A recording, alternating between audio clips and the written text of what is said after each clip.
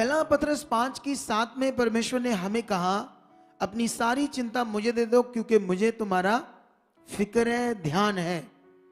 और हमने फिलिपियों में भी 4:6 में पढ़ा, किसी भी बात की चिंता मत करो, किसी भी, एनी मैटर, कोई भी मैटर हो आपके जीवन, परमेश्वर ने कहा उसकी चिंता मत करो और बदले में क्या करो, विनती, प्रार्थना, धन्यवाद के साथ मेरे सामने रखो, ऐसे परमेश्वर ने कहा। आमेन। अब सवाल ये है, अब इस 2 वचन के बाद हम आज अंडरस्टैंड करेंगे ये वचन क्या बात करता है और हमें क्या करना है। आमेन। ठीक है, क्योंकि अगर हमें अच्छे से समझ नहीं आई तो फिर आपके पास बहुतायत का जीवन नहीं होगा। अब बहुतायत के जीवन में जी नहीं पाओगे, क्योंकि ये बहुत जरूरी है परमेश्वर के वर्ड को, वचन को, ज्ञान को समझना। आमेन। तो यहां पर जिस प्रभु ने, परमेश्वर ने हमें कहा कि अपनी चिंता मुझे दो क्योंकि मुझे तुम्हारा फिक्र है, क्या वो तुम्हें चिंता देगा, तुम्हारे ऊपर बोझ देगा, तुम्हें परेशान करेगा, तुम्हें दुख देगा, तुम्हारी परीक्षाएं लेगा, तुम्हें तकलीफ में, हालात में, दुख में रखेगा? देखो, एक है क्रिश्चियनिटी पूरी दुनिया में, क्रिश्चियनिटी जिसमें हमारा प्रभु यीशु, पूरी दुनिया के लोग, क्रिश्चियनिटी के लोग जो यीशु पर विश्वास करते हैं। एक है दूसरी दुनिया जिसमें लाखों करोड़ों लोगों के पास अलग अलग ईश्वर है। एक वो दुनिया है, और उस दुनिया के अंदर भी परमेश्वर का, परमात्मा का अलग अलग तरीकों से ज्ञान है। ठीक है, और उस पूरी दुनिया के अंदर एक ही चीज सिखाते हैं वो लोग कि जो कर्मों में लिखा, तुम्हारे जो किस्मत में लिखा, जो रब ने, परमात्मा वो जो चाहेगा वो होना है, तुम जो मर्जी कर लो। उनका कहना ये, इसलिए लोग अलग अलग डेरों में जुड़े हैं, अलग अलग धर्म, धार्मिक स्थानों पर जुड़े हैं, और उनके जो भी रोज के रोज शब्द हैं, विचार हैं, परस्पर विचार, सारे नेगेटिव है। क्यों नेगेटिव है? वो ऐसे बोलते हैं कि जो लिखा वो होना, परमात्मा की मर्जी तो बिना कुछ नहीं हो सकता, ऐसी बातें करते। ठीक है, उनको बीमारियां आती है, दुख आती है, प्रॉब्लम्स आती है, वो सारा कुछ कहते जो लिखा है वो हो रहा है। लेकिन हमारे पास जो सच्चाई है, इसमें वो तुम्हें दुख में नहीं रखना चाहता। वो तो कहता अपनी चिंता मुझे दो, मुझे तुम्हारा फिक्र है, और किसी भी बात की चिंता मत करो। अनुग्रह किसको कहते हैं? दुनिया में जो संसार के लोग हैं वो कोई भक्ति करते हैं, पाठ पूजा करते हैं ताकि अनुग्रह हो, वो ऐसा करते हैं। वो अनुग्रह मांग रहे हैं कि हे रब जी हमारे उत्ते कृपा करो, हमारे उत्ते कृपा बनाओ।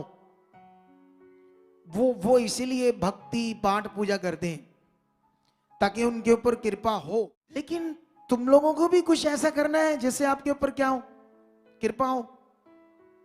नो, क्योंकि ऑलरेडी तुम्हारे ऊपर हो चुकी है। यही तो सत्य का असली नजारा है। जिसको समझ आ गया तो वो बहुतायत का जीवन लेगा, और जिसको नहीं आएगा समझ, वो रोता रहेगा यीशु मसीह में भी। अरे क्रिश्चियनिटी में भी हमारे लोग क्या कर रहे हैं, इसी को नहीं समझ पा रहे, इसी चीज को ही। वो संसार में थे पहले तो वही बातें, परमात्मा ने कर्म लिखे, किस्मत लिखे, ये होगा वो होगा। इधर भी आ जाओ तो इधर भी यही बातें होती है, तुम्हारी परीक्षा लेगा प्रभु, ये करे। अरे फिर सत्य क्या हुआ? फिर तो संसार जैसे हम लोग हो गए, फिर तो वैसा ही ज्ञान होगा जैसा दुनिया के पास है। हमारे पास सत्य है, और सत्य तुम्हें क्या करेगा? आजाद करेगा। आमेन। अच्छा, अगर अनुग्रह हो गया है तो फिर कुछ करना नहीं है, कुछ भी करने की जरूरत नहीं है। ये विषय है, ये विषय नहीं है। अब ये समझाएंगे कि जब अनुग्रह होता है तो उसमें स्पिरिचुअल लोग, आत्मिक लोग, अनुग्रह में क्या करना है, अनुग्रह में रहने का मतलब क्या है, अनुग्रह को व्यर्थ मत जाए, उसका फायदा कैसे लेना है, ये स्पिरिचुअल लोगों को समझना है। आमेन। तो अभी इस बात की थोड़ी सी क्लैरिटी करते हैं। सबसे पहले मैं ये बताना चाहता हूं कि जब भी आप लोग किसी भी बात की चिंता करोगे, और चिंता का मतलब होता है परेशान होना, अपने मन के अंदर क्या होना, चिंता उसी को कहते हैं ना। चिंता का मतलब किसी प्रॉब्लम को लेकर, हालात को लेकर परेशान होना, दुखी होना, उसको कहते हैं चिंता। और यह है नेगेटिव चीज, यह है दुष्ट की चीज। वो चाहता है कि तुम लोग किसी भी बात को लेकर परेशान हो, जो अपनी बीमारी को लेकर, हालात को लेकर, कारोबार को लेकर, अपने बच्चों को लेकर, पति के नशे को लेकर, कोई दूसरा तीसरा विषय लेकर तुम परेशान रहो, तुम दुख में रहो, इसको कहते हैं चिंता। इसी को परमेश्वर ने कहा तुम मेरे ऊपर छोड़ो क्योंकि मैं हूं। मैं विश्वास का नियम ही यह है कि जो परमेश्वर हमें दिखता नहीं है उस पर भरोसा रखना कि वो हमारे साथ है, यही तुम्हारा विश्वास है। हालेलुया। यह है तुम्हारा असल विश्वास कि तुम बड़ी बड़ी बातों में, बड़े बड़े हालातों में ये फेथ में रहो कि वो मेरे साथ है। ये तुम्हारा विश्वास, ये तुम्हारा भरोसा है। जो दिखता नहीं है, अनदेखा है, उसी को कहते हैं विश्वास। तो यहां पर मैं आप लोगों को समझाने की कोशिश कर रहा हूं कि आप लोगों ने बहुत चिंता की, दुष्ट का वचन पूरा किया। एक बहन ने किया, डिप्रेशन में चलेगी। जितना तुम चिंता करोगे किसी भी बात को लेकर, तुम्हें करना क्या चाहिए था, अपनी चिंता को परमेश्वर के सामने रखना चाहिए था। परमेश्वर ने कहा धन्यवाद के साथ, धन्यवाद के साथ। एक बहन की गवाही है, मैं देना चाहता हूं आप लोगों को, क्योंकि इस टॉपिक के साथ वो जुड़ती है। वो बहन एक गांव में रहती है और वो अनपढ़ है, स्कूल कभी नहीं गई। गांव का जीवन बिल्कुल, गांव में उनके पास 2 मरला जमीन, दो मरला समझते हो, 2 मरला घर। बहुत बड़ा घर होता है या छोटा?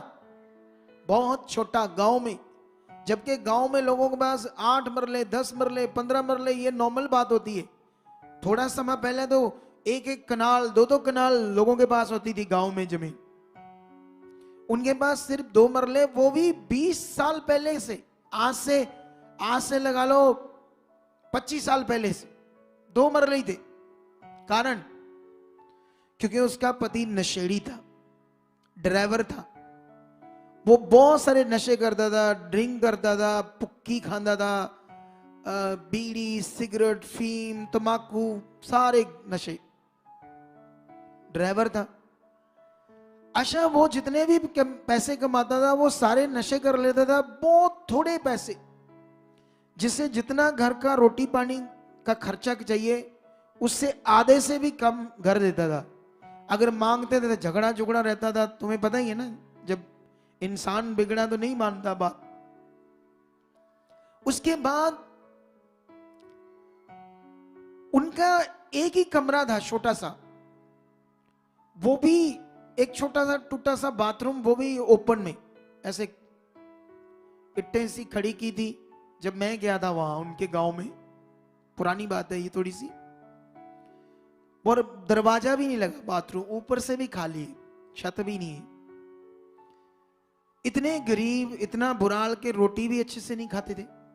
बरसात आती थी तो बाले होते थे, वो भी चोता था बारिश से घर।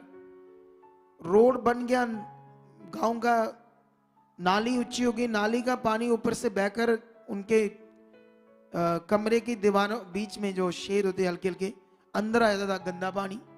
ऐसे जिंदगी काट रही। वो दिहाड़ी करती थी, उसकी सास करती थी, ऐसे जिंदगी बेकार से। एक दिन बड़े हालात आ गए, वो बीमार होगी, फिर यीशु मसीह में आ गए। यीशु मसीह में भी आने के बाद अब पता नहीं करना क्या है। बोलो, ये बड़ा मेन टॉपिक है आपके लिए।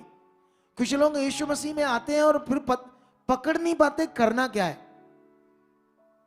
जब पकड़ नहीं पाते तो फिर है ना, वो बहुतायत का जीवन नहीं जी पाते। उसके बाद जब वो हमसे मिली तो तब बड़े हालात थे, शायद उसकी मृत्यु होने वाली थी। मेरी प्रार्थना के बाद ही उसका हालात गया। फिर वो सुनने लगी, अनपढ़ थी लेकिन सुनने लगी बात को परमेश्वर की। मैंने उसे अनुग्रह का नियम बताया, मैंने उसे बताया चिंता कैसे परमेश्वर को देनी है। तुमने अब क्या करना है, मतलब ये सारा हालात जाए, गरीबी जाए, क्या करना है? सबसे पहले अपने पति से झगड़ा नहीं करना। वो करता है नशा, करने दो, लेकिन तुम्हें अंगीकार करना है ये नशा इसकी जिंदगी से जा चुका है। रोज उसको आत्मिक आंखों से देखना, ये नशा नहीं करता, ये नियम है आत्मिक। मैं कितने लोगों को समझ आ रही है? सबको आ रही है। अब वो जैसे ही घर, जैसे वो अपना रूम में जैसे उसने बीड़ी का बंडल रखा है, वो गोलियां रखी है नशे वाली, वो घर आया कहता मेरा वो बीड़ियां कहाँ, मेरी गोलियां कहाँ है? वो दौड़ कर ना पकड़ कर उसे ऐसे, उसे कहती थी ये लो जी, खुशी से। पहले वो झगड़ा करती थी, गालियां देती थी उसको, क्योंकि वो नेगेटिविटी का नियम पूरा करती थी। जैसे आप लोगों में से भी बहुत सारे लोग जिनके घर में झगड़ा है, कुछ है, वो चाहते हैं बदल जाए, खुद बदलने की कोशिश करते हो। तुम इंसान हो, तुम किसी को नहीं बदल सकते। बदल सकता है दुनिया का मालिक परमेश्वर। बोलो, कोई इंसान किसी को नहीं बदल सकता, परमेश्वर की सामर्थ बदलेगी। कैसे वो काम करती है ये तुम्हें पकड़ना और सीखना है।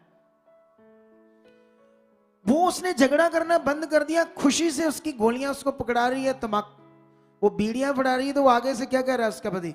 तुम बड़ी खुश है, तुम बड़ी खुश है यीशु जी, उनकी हो गए तेनू। वो कहती मैं इसलिए खुश हूं क्योंकि मेरा प्रभु तेरी जिंदगी से ये खत्म कर रहा है नशा, ऐसे बोलने लगी, इसलिए मैं खुश हूं। अब उसने चिंता किसको दे दी? पहले उसने चिंता खुद ली थी, इसलिए रोज झगड़ा कर रही, तू काम नहीं करता, पैसे नहीं देता, ये नहीं करता, वो नहीं करता। पहले वो चिंता कर रही थी, दुष्ट के नियम को मान रही थी। अब उसने क्या करना शुरू किया? परमेश्वर के नियम को मानना शुरू किया। अच्छा, एक दिन वो मैं संगति में, ऐसे हम लोग संगति कर रहे थे, तब हम गांव में करते थे संगति, थोड़ा थोड़ा, ठीक है। तो मैं एक बार संगति में, तो वो बाइबल लेकर आई, उसको मैंने कहा ये वचन निकालो पढ़ो, तो वो हंसने लगी आगे से। मुझे पता नहीं था कि उसको पढ़ना नहीं आता, लेकिन उसके हाथ में बाइबल थी, वो विश्वास से बाइबल लेकर आती थी। तुम लोग पढ़े लिखे होकर अपने हाथ में बाइबल नहीं रखते, अजीब मैटर। वो अनपढ़ होकर अपने हाथ में बाइबल लेकर आती थी। जब मैंने कहा पढ़ो, तो मुझे कहती मैं हाँ पढ़ चुकी हूं, लेकिन मैं कभी स्कूल नहीं गई, लेकिन मेरा परमेश्वर मुझे पढ़ा चुका है, ऐसे बोलने लगी पॉजिटिव। वाह, सोचो आज वो पास्टर है और बाइबल भी पढ़ती है, पास्टर है आज वो।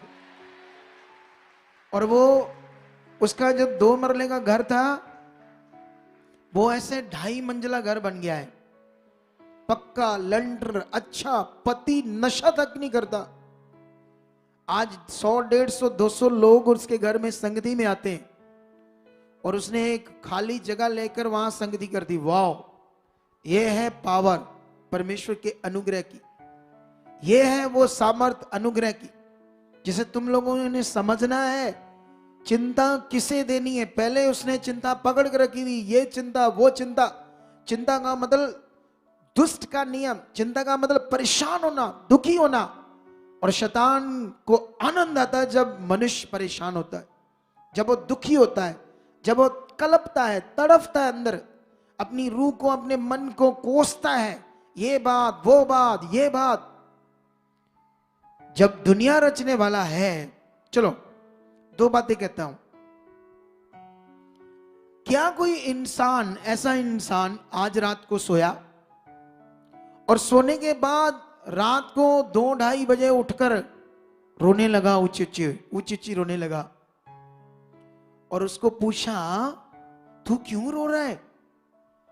कहता मैं इसलिए रो रहा हूं, मुझे याद आ गई जे कल को सूरज ना चढ़ा तो, अगर हमेशा अंधेरा रहा तो क्या बनेगा।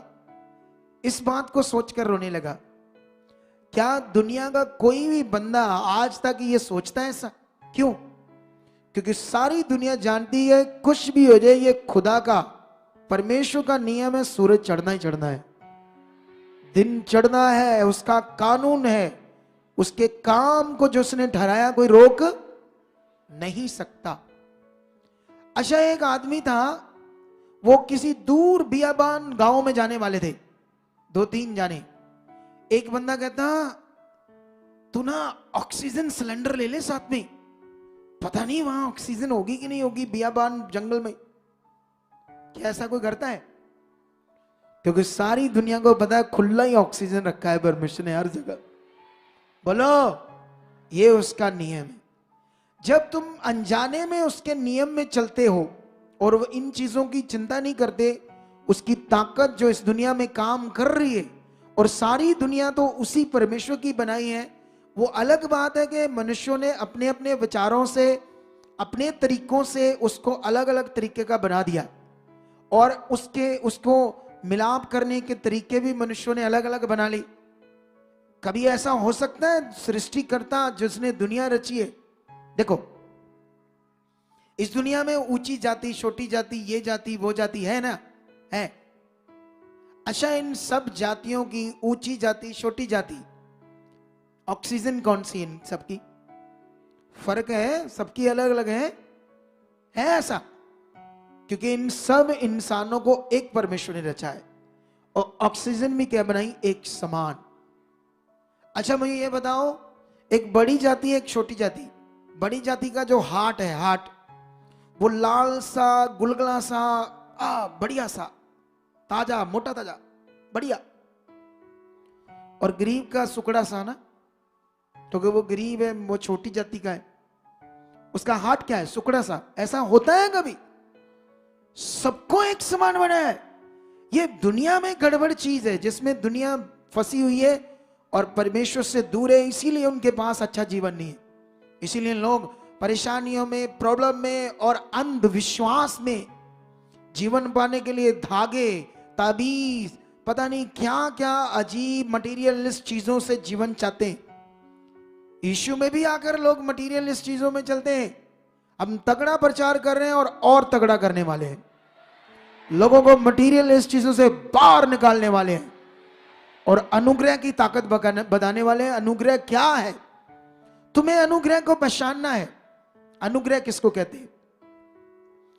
तो अब मैं आपको बताना चाहता हूं कि परमेश्वर जो पावरफुल है, उसने हमारे लिए क्या काम किया और वो क्या कर सकता है तुम्हारे लिए, तुम्हें ये अच्छे से पता होना चाहिए मन से। अब ये बिलीव करना है कि परमेश्वर ने मेरे लिए अपने पुत्र को कुर्बान किया, मुझे पाप से आजाद किया, मुझे उद्धार दिया, और मुझे हर बीमारी, दुख, प्रॉब्लम, पाप और शैतान से छुटकारा दिया है, और मुझे अपनी संतान, बेटे बेटा बनाया यीशु मसीह के द्वारा।